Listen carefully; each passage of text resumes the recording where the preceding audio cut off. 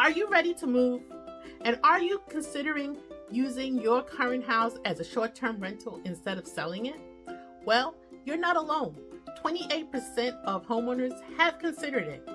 Having that extra income stream is tempting, but let's be clear.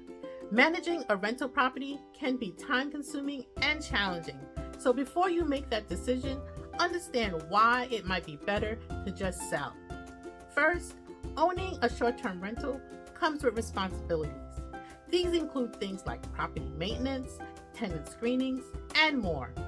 Plus, you could face the risk of property damages, regulatory violations, and complaints from the neighbors.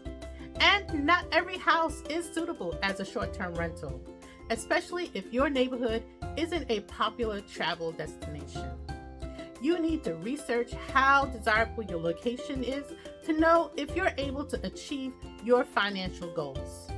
So, while renting out your house may seem like a good investment, it could be better to just sell it instead. Reach out to me at 803-814-6136 and learn how sellers are winning right now in the local market.